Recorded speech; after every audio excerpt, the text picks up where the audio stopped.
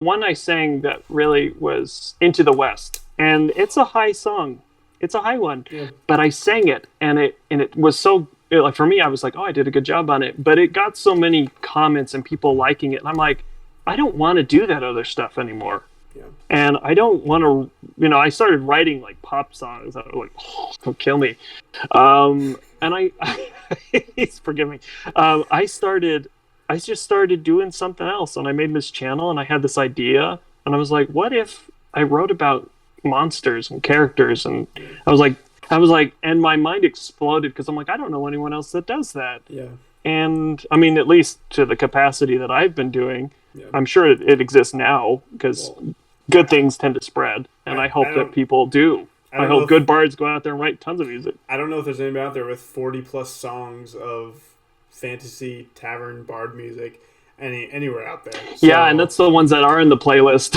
yeah, yeah, So, yeah, I've got lots more coming too. I've got good, 3 more in the works right now. I just need good. to sit down and do them. So, And yeah. that's part of the problem with me as a creative person.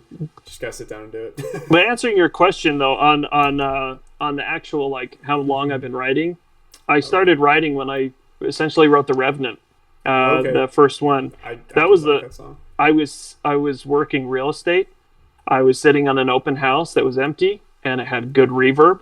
And I started humming a tune to myself, thinking about what I was going to do for the next campaign I was running. Nice. And I was just like, what if a bard was singing about this? And so I just started there and I just started writing stuff just on the fly, and it just kind of came into this.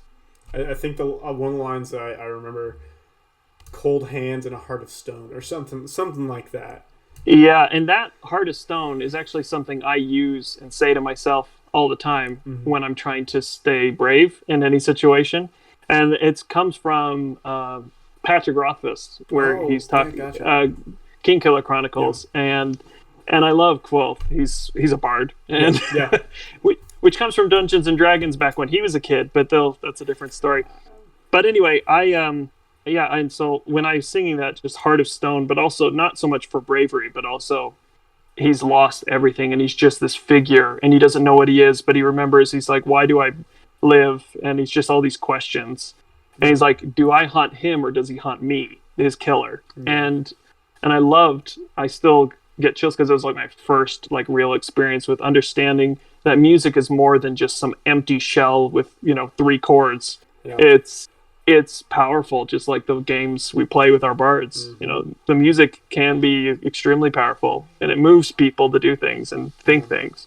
So you talked about earlier heart of stone. What exactly does it mean to you to have a heart of stone, or to keep your heart strong? Well, when I am most nervous, especially with PTSD, I've actually talked to my therapist about this, and she was talking to me about using that. And I was just talking to her one day about it, and she's like, use that phrase. And so for me, whenever I am nervous about something, because I'm an introvert at heart, I play a bard because I can put on many masks, Yeah. and we all play a part, just like Shakespeare said. But I personally, when I'm in a distressful situation, especially, and this comes from anyone that is dealing with anything mental anxiety, get some help because it's great to have things in perspective. It is. But she told me, it's like, to use that as a mantra to myself, Heart of Stone, like basically saying nothing can move you, except if you let it. And for me, it was just like not to be cold to the world, but to Yeah.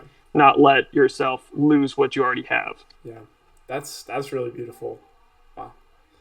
You're very Yeah, talented with articulation. poetic. I can't help but speak in poems. It's kind of annoying, I guess, sometimes. But No, don't stop. That's like, don't hide who you are. And obviously, I don't think you have a problem with that. But don't sometimes. be sorry for who you are, for these skills that you have, because the way that Thank you you. articulate and the way that you're speaking, even just on the fly, it's beautiful, and it is a talent. And I think that's truly amazing. And I am extremely grateful that I'm able to speak with you about these things, because I can tell how genuine you are and how real these things are. And that's another reason why I love D&D and role-playing games and storytelling, is because it's real.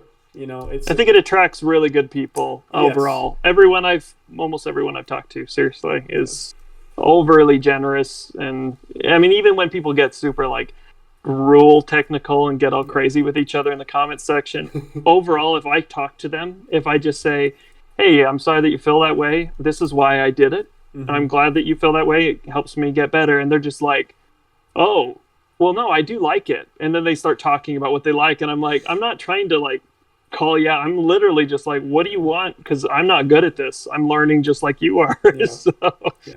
No, I think that's amazing. It's really fantastic that you're willing to talk to people like that. You no, it's know, hard. It hurts me every time it cuts, and yeah, it's silly, and I pretend it doesn't. But it comment sections aren't always the nicest. But yeah, overly in D&D, I have the nicest people, and I love my community, and I mean that not just as a creator, but genuinely. I don't know what I'd do without them. I really enjoy every one of like anyone who talks to me in chat or like in any kind of DM. I always respond, yeah. always, No, no matter that what. Editor Colton here, just saying hi. Be sure to like this video, check out Natural One, and subscribe because I'm gonna have a bunch of cool stuff and watch the full interview.